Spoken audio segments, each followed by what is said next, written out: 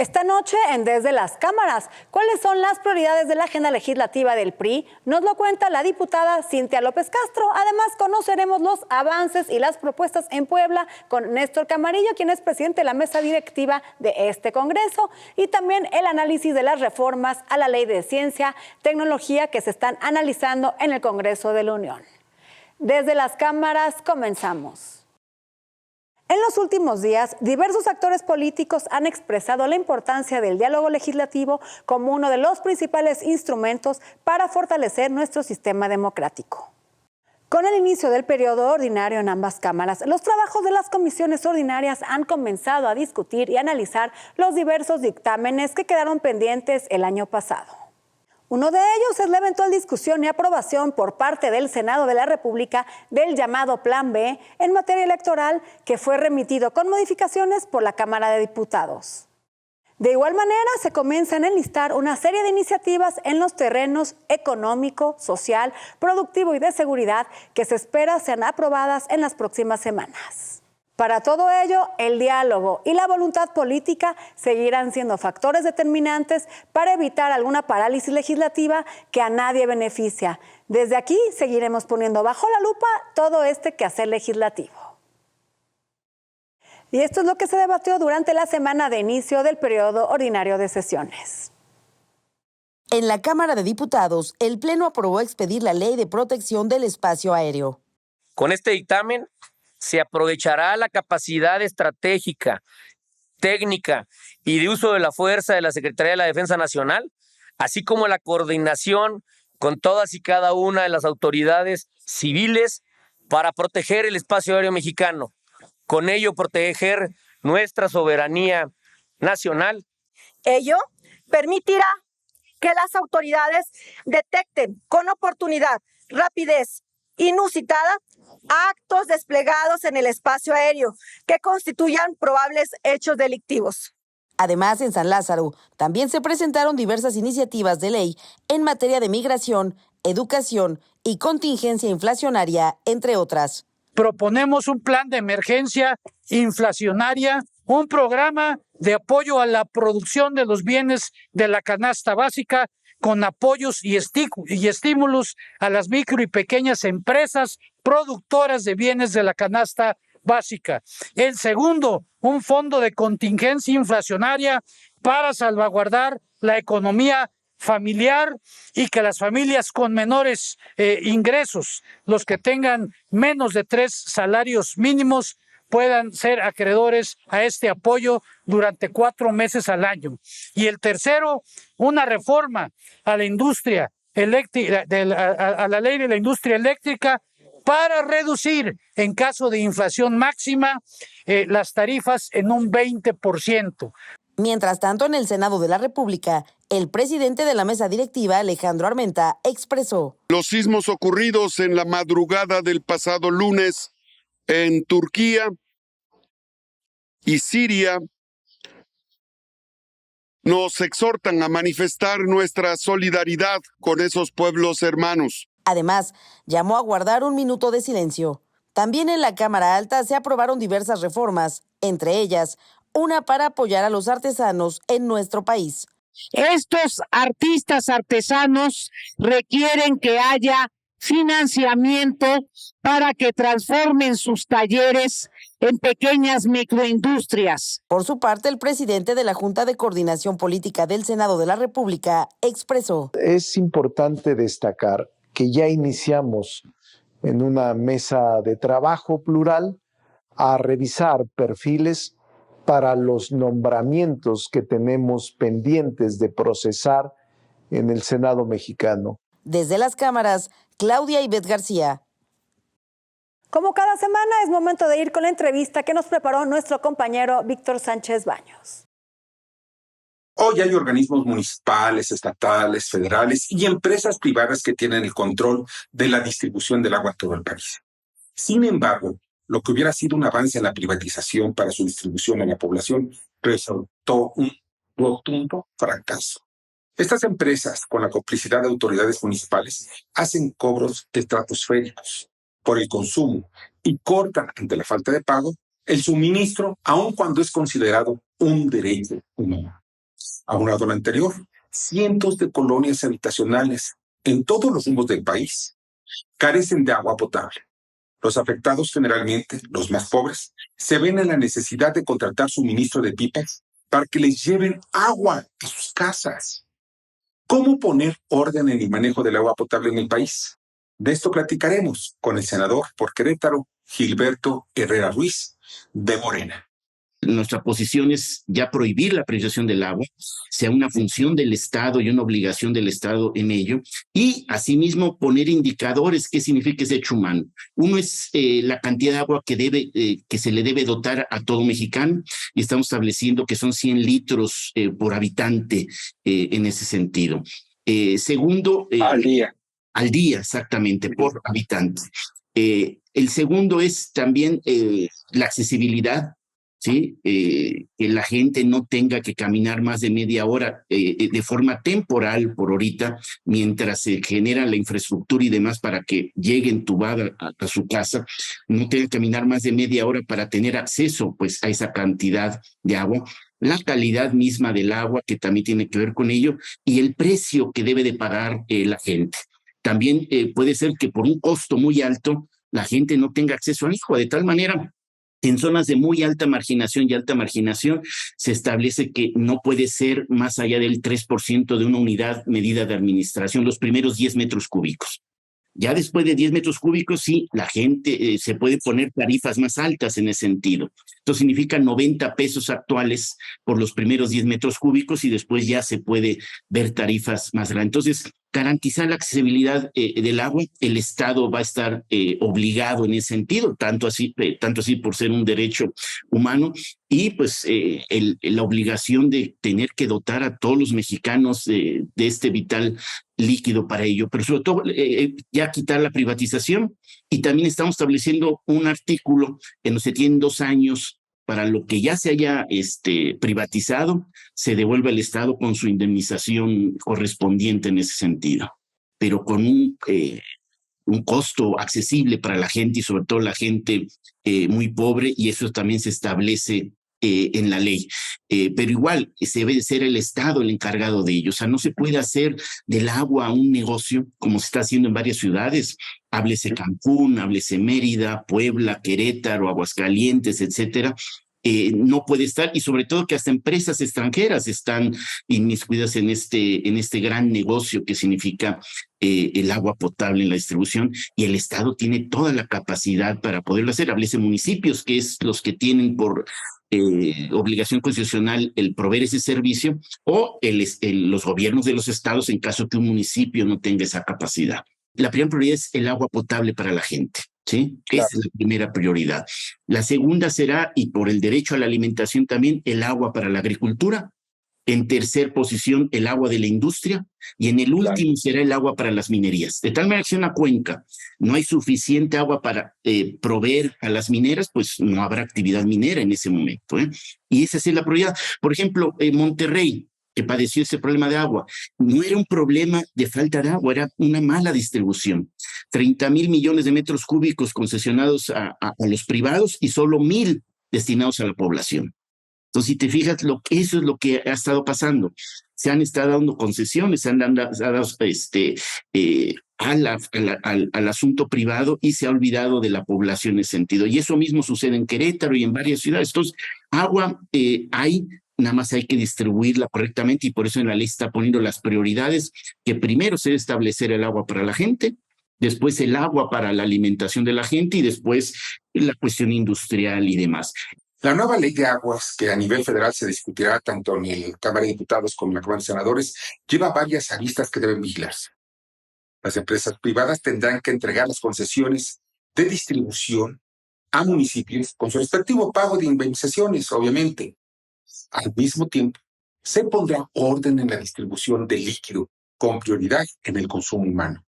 Después, el de la producción de alimentos. Y al último, otro tipo de factores como pueden ser los fines recreativos. El orden en el manejo de los sistemas de distribución es fundamental. Se avecinan cada vez más sistemáticas sequías, y la vida y salud de millones de mexicanos está en riesgo.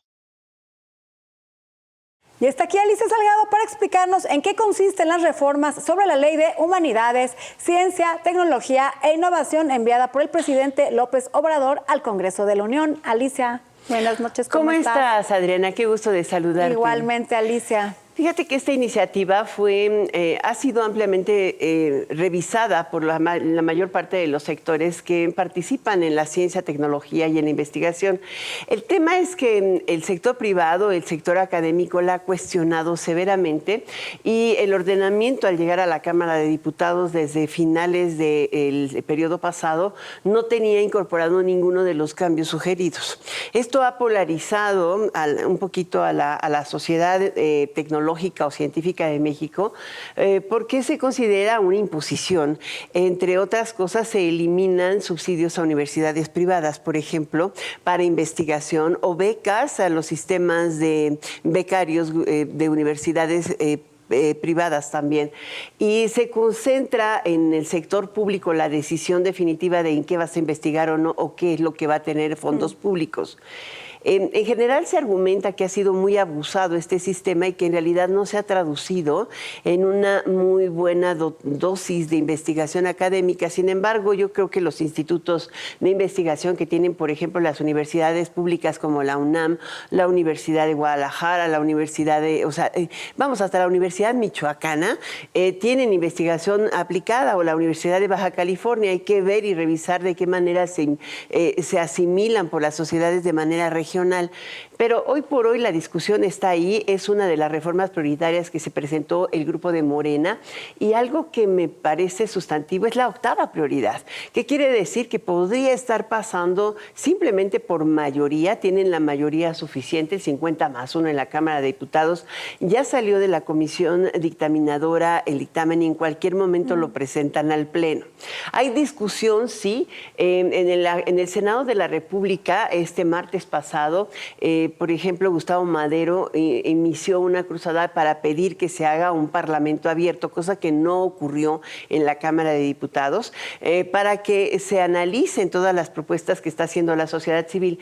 Mira, en México la ley presupuestal obliga al Ejecutivo a destinar el 1% del Producto Interno Bruto a la investigación. Esto, al parecer, se modifican, se quitan los parámetros del 1% obligado. Esto ya no sería, pero también nadie sabe de qué, hay criterios, digamos, ideológicos que te establecen cómo hacer la investigación o cómo hacer la tecnología, pero no necesariamente te dicen cuáles deberían ser los objetivos para que nuestro país fomente, entre otras, en el sistema educativo, carreras STEAM, o sea, de matemáticas, ciencias, tecnologías y biotecnologías. Simplemente lo que ocurrió en la pandemia te dice que aquí hay que hacer algo muy diferente a la ideología. Hay que pensar en cómo fortalecer las capacidades que tienen las universidades, los institutos de biotecnología, para poder impulsar la propia producción de vacunas, por ejemplo, no solo de COVID, sino de todas aquellas enfermedades que de pronto están resurgiendo. ¿Cómo es posible que hoy en México se muera alguien de tétano si no tengamos una investigación realizada sobre ello? Esto creo que es lo que pone el dedo sobre la llaga o sobre el punto, ¿no? Así es, Alicia. Pues aquí le vamos a dar seguimiento al dictamen para que se discuta y en su caso se apruebe y se mande al Senado. Pues sí, está a punto. A ver cuándo va a suceder. Hasta la próxima, Adriana. Yo pongo este tema bajo la lupa desde las cámaras. Nuestra compañera Claudibet García habló con el presidente de la mesa directiva del Congreso de Puebla, el diputado Néstor Camarillo, para conocer las propuestas legislativas. ¿Cuáles son los temas prioritarios en el Congreso de Puebla? El presidente de la mesa directiva, el diputado Néstor Camarillo Medina, reflexiona sobre la importancia de una reforma a la Ley de Desarrollo Económico, que es de la comisión que me toca presidir. Entonces, estamos trabajando con los empresarios. Ha habido reuniones, muchas reuniones con los empresarios del sector automotriz, el sector de salud, dueños de hospitales, el sector turístico, todos los hoteles de la ciudad de Puebla tienen una gran comunicación, hoteleros, restauranteros, el tema de investigación de ciencia y tecnología. En fin, hemos escuchado a todos y gracias a toda esta información que hoy tenemos, vamos a empujar una fuerte reforma a la ley actual de desarrollo económico del gobierno del Estado. El diputado Camarillo Medina, miembro del Partido Revolucionario Institucional, habla sobre la importancia de apoyar al sector empresarial. La necesidad de que el Congreso del Estado le brinde herramientas a los empresarios para que puedan seguir invirtiendo. Eso vamos a ir a la ley. Todos los esfuerzos que se puedan hacer en el gobierno, de los propios empresarios, creemos firmemente que si no van en la ley, no existen. Se quedan en el aire. Además, centra su atención en un tema de interés nacional, el ataque con ácido a las mujeres. Sí, claro, estamos impulsando también una ley de violencia ácida para también castigar de manera ejemplar a todo aquel que pretenda dañar con cualquier tipo de sustancia corrosiva el rostro o cualquier parte del cuerpo de una mujer. Estamos impulsando penas muy fuertes, muy severas.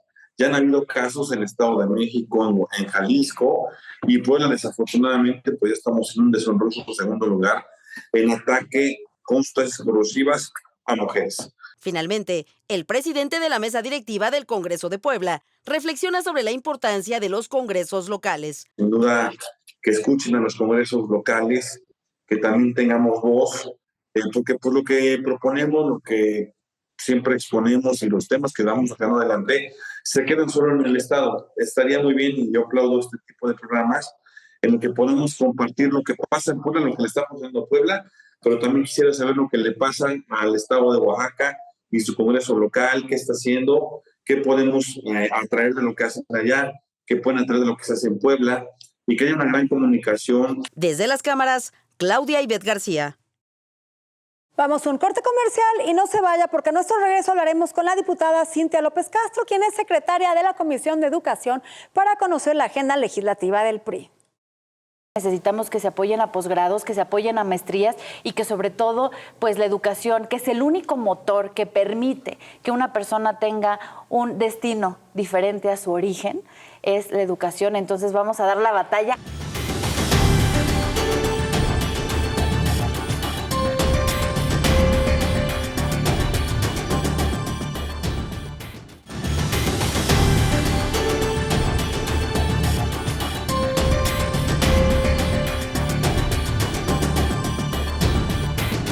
Licenciada en Administración Pública, es nuestra invitada. Cintia López Castro, priista y diputada. De importante comisión, ella es secretaria, la de temas de educación que legislan en la Cámara. El periodo requiere decisión y unidad en la bancada para que prioridades legislativas puedan ser aprobadas. Gracias por continuar con nosotros aquí en Desde las Cámaras. Ya nos acompaña en el estudio la diputada Cintia López Castro, quien es diputada por el PRI y es secretaria de la Comisión de Educación, y con quien vamos a platicar sobre la agenda legislativa de su fracción parlamentaria. Buenas noches, Cintia, ¿cómo estás? Querida Adriana, es un gusto estar con ustedes. Muy buenas noches a ti y a todo el auditorio que nos ve. Cintia, pues están iniciando este periodo ordinario, que además es un periodo que se empalma con dos elecciones, una de las más importantes, que es la del Estado de México, y la siguiente de Coahuila. Tú y yo sabemos que los tiempos políticos siempre se adelantan y se empalman, y por otro lado tenemos esta agenda legislativa robusta y las propuestas del PRI. Platícanos cuáles son las propuestas más importantes, cómo van avanzando los tiempos, si se van a discutir y aprobar en este periodo o qué va a pasar. Bueno, Diana, como tú lo tocas, ya es el segundo periodo del segundo año legislativo, es decir, pues ya estamos en la recta final. Viene la elección de Coahuila y Estado de México, y además, pues desde el primer día del periodo, el 1 de febrero que se instaló el Consejo General, fue verdaderamente pues ardiente el ambiente. Fue ahí muy complicado. Va a ser un periodo de mucha resistencia. Lo más importante que yo te puedo decir es que tenemos la elección de los 3 consejeros del INE. Hay renovación de los 3 3 consejeros del INE, se tiene que hacer a más tardar en marzo. Y bueno, lo que vamos a hacer es mucha contención, que sean perfiles profesionales, técnicos, y que no quiere el gobierno tener a los consejeros del INE, pues que sean gente de Morena. Entonces, bueno, esa es la batalla más importante que vamos a dar, que no sean a modo. Por supuesto, los consejeros del INE tiene que ser gente profesional, técnicamente avalada, y no queremos que sean ni empleados de Morena, ni aliados de Morena, sino que sean totalmente imparciales. Ese es el gran reto. Y la otra cosa, propuso el Ejecutivo la ley de la ciencia y tecnología, y lo que buscan es desaparecer al CONACYT.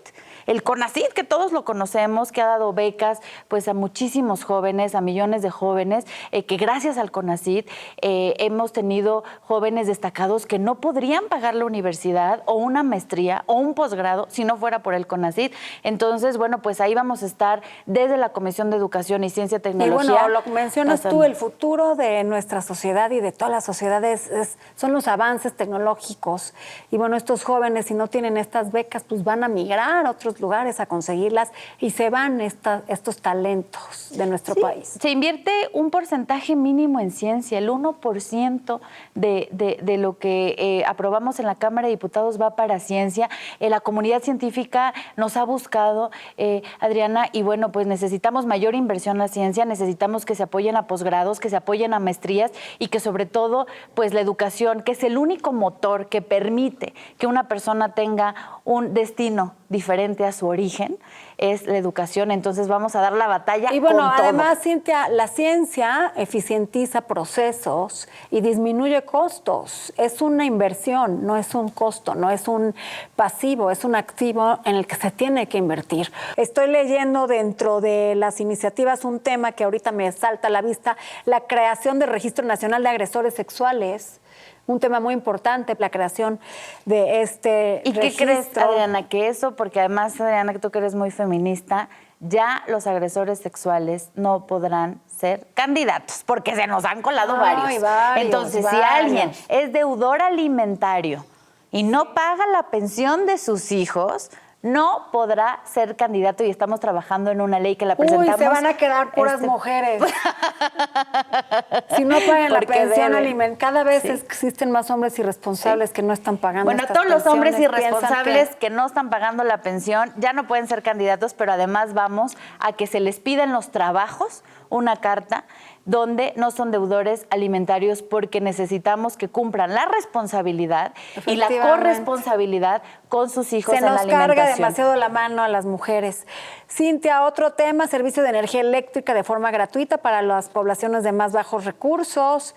Que no se actualice año con año el saldo de los créditos Foviste y el Infonavit que afectan a las economías de los derechohabientes, protección a los trabajadores de plataformas digitales. ¿Y sabes también cuál es otra de nuestras iniciativas más importantes? Vamos a buscar reasignar el presupuesto para que se dupliquen el número de lecherías en el país. Te quiero decir que hemos estado visitando algunas lecherías y la gente ahorra. Una leche en el supermercado cuesta 31 pesos, una leche en las lecherías Liconza del gobierno cuesta 11 pesos. Entonces, pues nosotros para el PRI va a impulsar... Para que se amplíen en toda la República. En toda la República, y además hoy... Estas lecherías que dependen de Liconza. Del gobierno, que depende del gobierno, que se haga una reasignación presupuestal y que la gente pueda pasar no una vez, sino 2 veces por semana, porque 11 pesos el litro de leche comparado con 31 pesos, pues es lo que verdaderamente ayuda a la economía familiar. Entonces, vamos por reasignaciones presupuestales, vamos por energías limpias, que bueno, México se comprometió a tener energías limpias para el 2024 y estamos quedando mucho a deber, y vamos por leyes en economía familiar y el Registro Nacional de Deudores Alimentarios y el Registro Nacional de Agresores. Ya no podrán ser candidatos y vamos a cada vez ponerlo como requisitos para tener un trabajo. Y que sea como en Estados Unidos, donde tú vives en una colonia y puedes distinguir en qué zonas hay este tipo de agresores sexuales. Exactamente. Pues por eso necesitamos más inversión en ciencia, que es la gran batalla que vamos a dar este periodo. Y bueno, como te digo, los consejeros del INE son fundamentales para nuestro país. Entonces, bueno, estas siguientes semanas van a ser cruciales. Se va a empezar los trabajos en la Comisión de Reforma Política y bueno, pues vamos a dar la batalla porque estamos a meses de estas dos elecciones importantes, Estado de México, Coahuila. Y hablando de elecciones y de tiempos políticos, Cintia López Castro se reelige como diputada, jefa de gobierno. ¿Cuáles son tus aspiraciones? Bueno, pues yo he levantado abiertamente para que el PRI tenga una candidata mujer para jefa de gobierno. Las mujeres somos mayoría en la Ciudad de México y se necesita una mujer fuerte al frente de la ciudad. ¿Cuál sería lo primero que harías si llegases a ser jefa de gobierno? Yo me iría por transporte público seguro, en la infraestructura, que no se pierda una sola vida más en el metro. Que eso se requiere de inversión. Presupuesto, tiene un impacto presupuestal. Público, seguro y transporte público para que todos, hombres y mujeres, pero sobre todo mujeres, podamos estar moviéndonos en toda la ciudad. Sí, porque bueno, desafortunadamente, público. Cintia, las mujeres no nos sentimos seguras ni caminando en la calle, ni en el transporte público, porque no nos sentimos porque no estamos seguras. No podemos salir de noche solas y eso es inédito en pleno siglo XXI. Y sobre todo, Adriana, la desigualdad que vive la ciudad, las oportunidades que hay entre una persona que vive en Iztapalapa, que vive en Miguel Hidalgo, que vive en Tláhuac y en Magdalena Contreras, es muy desigual. El metro está construido en el centro de la ciudad. Las bicicletas que hay en Reforma, bueno, ya mejor que las pongan en Tepito, que las pongan en Iztapalapa, que las pongan en Milpalta. Es una ciudad muy desigual donde la gente que tiene una oportunidad económica, bueno, pues sí tiene posibilidades del transporte público, sí tiene oportunidades de escuelas, sí tiene oportunidades de hospitales, pero la gente que vive en la periferia de la ciudad, en Tláhuac, en los pueblos originarios, que te haces 3 horas para poder bajar a la ciudad, pues están totalmente desprotegidos. Entonces vamos por una ciudad igualitaria en oportunidades en todo sentido y una ciudad segura para mujeres. Ok, Cintia, pues aquí le vamos a dar seguimiento a tus aspiraciones políticas y también a la agenda legislativa del partido del PRI. Iba a decir Acción Nacional, pero no. Vamos juntos en la alianza. Y no se separen, por favor. No. Gracias por estar con nosotros. Gracias, Adriana. Se nos acabó el tiempo, pero no dejen de vernos próximo jueves, 11:30 de la noche, en el único programa de la televisión que pone bajo la lupa el quehacer legislativo. Buenas noches.